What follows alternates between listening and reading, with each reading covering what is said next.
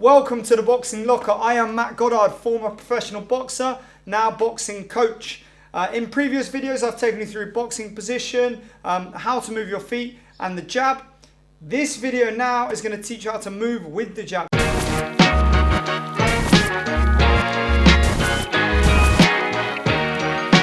Okay, before we add any other punches, we need to be able to move our feet with the jab. I discussed that in that video, that we need to be able to go laterally, go forward, go backwards, go in circles. It's really fundamentally important. And that's why we're doing this before we work on anything else. Okay, so straight into that, let's get started. So we know the basic jab technique, the fundamental jab, static, just throwing it out, ending up in the correct position, A and B, all of those things that I talked about in the previous video.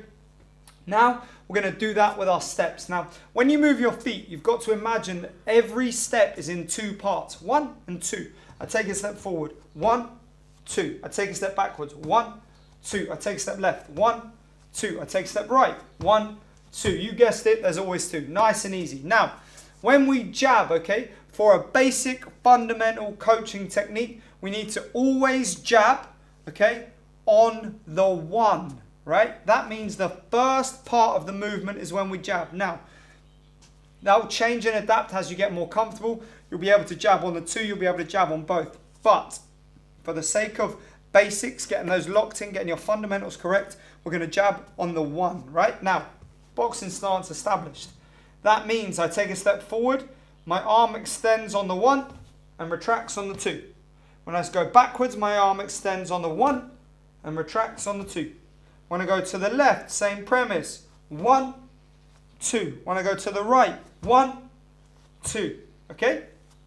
Now, doesn't have to be that rigid. It doesn't have to be that strict. Obviously, I'm slowing this down for the sake of the demonstration. But when you're taking your steps, it'll go 1, 2, 1, 2, 1, 2, 1, 2. In the previous video, I talked about point A and point B on the jab. There's no drop. There's no extra movement. 1, 2, 1, 2. If you practice doing that, 1, 2, 1, 2, and then you practice moving 1, 2, 1, 2. You'll find then it's easier to combine those. Boxing position 1, 2, 1, 2, 1, 2, 1, 2. Nice and simple. So that's how we move forward, back, left, and right with the jab. Now we're going to look at working in a circle.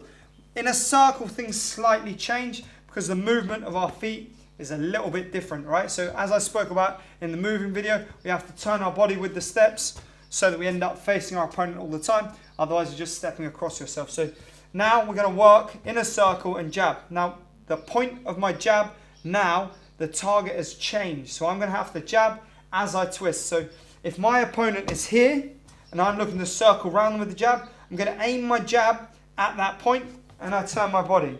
Aim the jab at that point and turn my body. Same to the right, making sure I end up in my boxing stance all the time, ready to throw my other shots. Okay, it's important that as I do this, I don't open my body out and end up square. So I need to make sure my shoulders rotate to end in the position they should be, okay? When I step to my right, the opposite problem is true.